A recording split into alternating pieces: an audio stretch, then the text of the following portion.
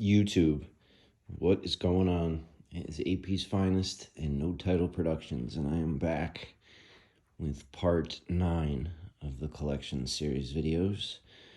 And we're going to have to break it into two pieces like part 8, so we'll just jump into it. I figured I'd group them by, silhouettes and sort of individual styles or styles of the models. These are obviously more like the Mesh Boy runner, technical runner aspect stuff, and I'll stop talking to show you the 860 V2 cream from ALD's drop, the ones that were ordered like 7-8 months ago and just shipped recently. I really like the subtleness of the cream pair.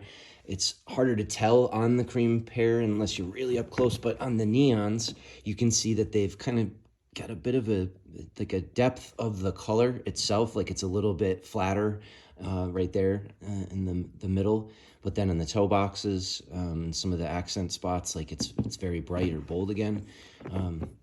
Obviously not the same type of color scheme, but yeah, they sort of, it's deeper. That cream that's on the laces, that color is sort of underneath the mesh panels, which I think is a cool effect. So really well done for those. Back here, I think a lot of people know what these are. The 1906R Lava from Salehe, the Heat Be Hot pack. I don't have the Magmas or Spider-Mans, whatever you want to call them. Wasn't really feeling that colorway, but these are dope. I love the gradient finish on them. I tried to scrub off the the singed effect on the midsole for a minute or two before realizing and looking at everybody else's pairs that was actually on there on purpose. So, but yeah, the packaging, the box is really cool. I like those like cork type insoles, and yeah, just really cool. And then from one of my favorite collaborators that doesn't really get talked about a ton, Aries from London, did the V3s, the insanely rare V3s that I showed back in one of the other collections.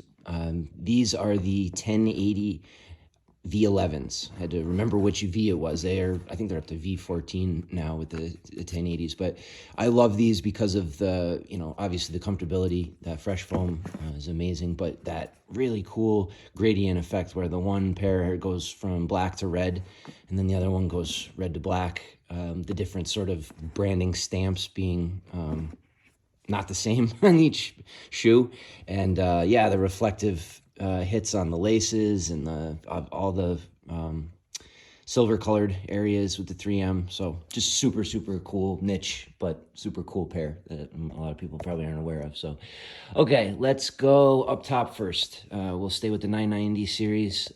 Tornadoes from Kith. Hard to find, very neutrally blocked, but I love these. I think they're really cool. Love them with those off-white laces, and yeah, just a very cool pair. Not stand out at all, but obviously when you put it next to some of these others, it balances itself out. Hey, there you go, right? These are the NB1 990 V3s done for Jurgen Klopp and some of the Liverpool staff and people around the club back when they were New Balance sponsored. I don't even remember now.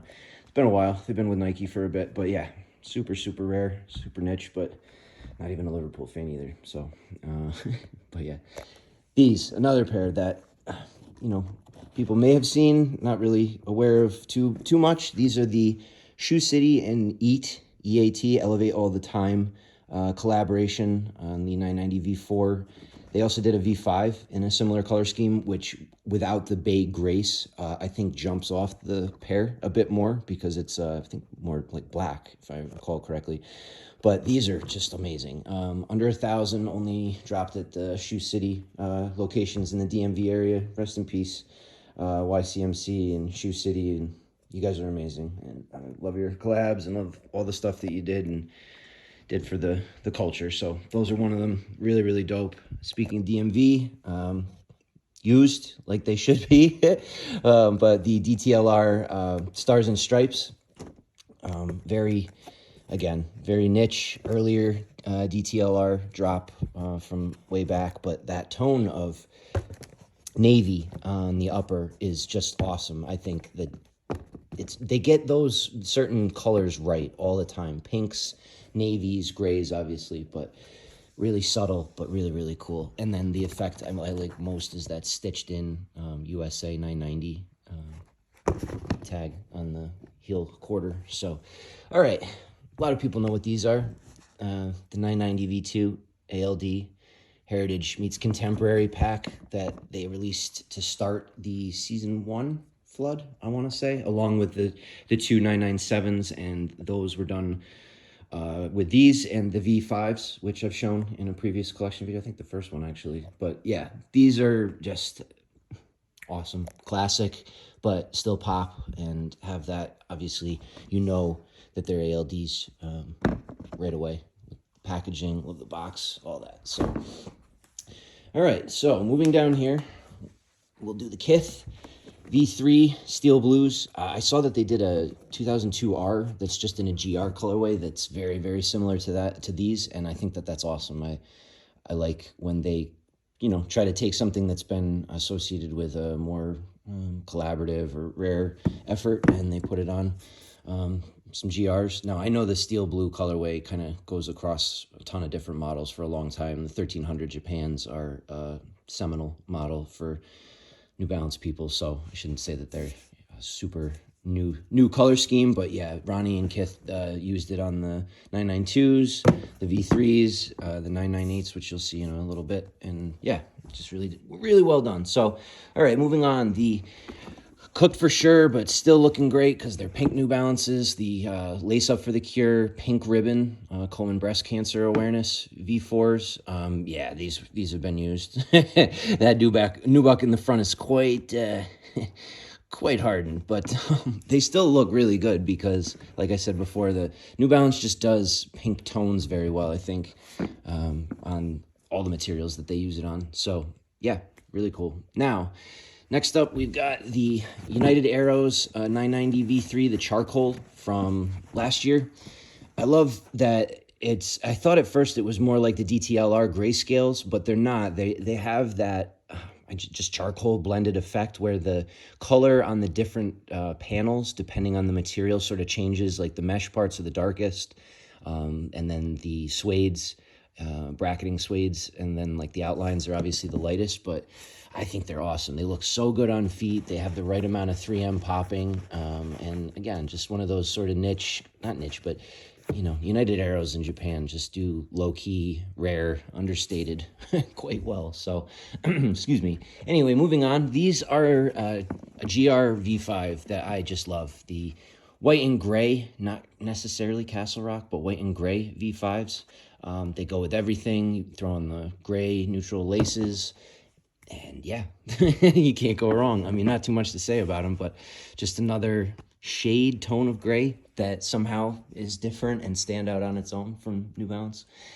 Kawhi's, the mashup V5s, sort of a mixture of the other silhouettes that he's dropped. Once I can dig them up, which I'm going to make a video on my efforts in the basement to clean up all of that stuff. Never mind the study and the display room that you guys have seen in other videos. But yeah, anyway, getting back to these, they're a mashup of all the colors that they released on other silhouettes for those V5s. The Toronto pair, they were like a sand and baby blue V5. Those are really, really nice too. But they work. Like I said before, like you throw a lot of colors together. Sometimes it's pretty gross looking, but those are cool. I dig those a lot. So, all right.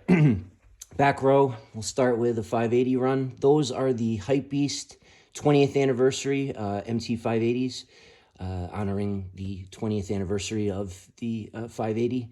And I just love the special packaging is super cool, but I love that like frayed, long-haired suede tongue tags with the sort of ballistic material on the toe box and then the rope lacing throughout. Obviously, gray day shades all day. But yeah, super cool. Again, niche, quite rare with the special packaging. But yeah, moving on. The 580s. These are the SBTG and limited edition Urban Islander 2s that dropped it towards the end of last year, kind of under the radar. But I really love the shades, the tones, whatever you want to call them. Very subtle, obviously, but Goes with a ton. Very, very, very nice pair. And if I can find the SBTG 580s, the jungle camo ones, yeah, some of you guys might know what those are. If I can dig those up with the box. The box was as cool as the shoes themselves. But yeah, SBTG's done a lot of really, really cool work over the years. A lot of you will recognize these if you've been around for a bit. The LA-MJC or La-MJC, I don't know how to say his name or whatever, but the guy who does the books, the sold out books or whatever, those the Hypebeast like year in streetwear books. He's collabed on a bunch of stuff with New Balance in the past, but this one's the 3-way with Colette and Undefeated, the PSGs.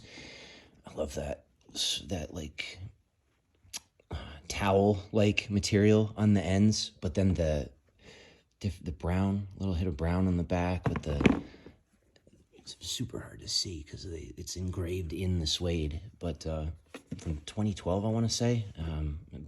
Just the quality off the charts, really.